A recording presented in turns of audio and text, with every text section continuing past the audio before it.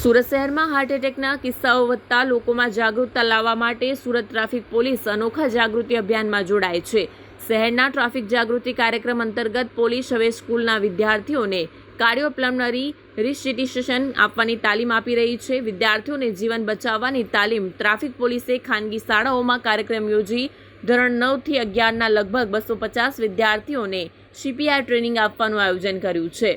ટ્રેનિંગના મુખ્ય ઉદ્દેશ્ય વિદ્યાર્થીઓને જીવન બચાવવાના મહત્વના જ્ઞાનથી સજ્જ કરવાનું છે, જેથી તેઓ આપત્તિની સ્થિતિમાં જરૂરિયાતમંદ લોકોને મદદ માટે પહોંચાડી શકે।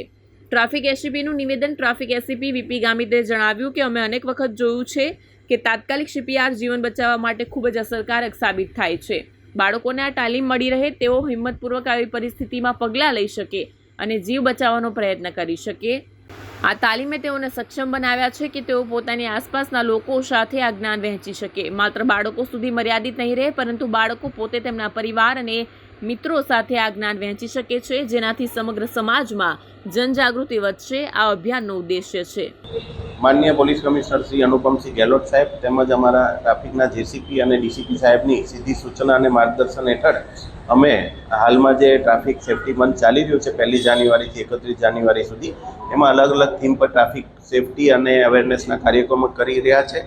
આજે અમે કિરણ હોસ્પિટલના સહયોગથી કતારગામ ગજેરા સ્કૂલ ખાતે CPR તાલીમ આપવાનો એક કાર્યક્રમ આયોજન કર્યું હતું, જેમાં ગજેરા સ્કૂલના 9th સ્ટેન્ડર્ડ અને 11th સ્ટેન્ડર્ડના લગભગ 250 થી 300 બાળકોએ ભાગ લીધો હતો। ડૉક્ટર્સની ટીમ તરફથી CPR કેવી રીતે આપવામાં આવે છે એની સંપૂર્ણ માહિતી બાળકોને આપવામાં આવી હતી અને બાળકોને સંપૂર્ણ એનું જ્ઞાન આપવામાં આવ્યું હતું, જેથી કરીને ઇમરજન્સીમાં ક્યારેક પણ આવી જરૂરિયાત CPR આપવાની ઊભી થાય તો બાળકોને એની નોલેજ હોય તો કમસે કમ એ કોઈને ગાઈડ પણ કરી શકે અને પોતે જાતે પણ આ CPR આપી શકે, એટલી તાલીમ આજે આપવામાં આવી છે।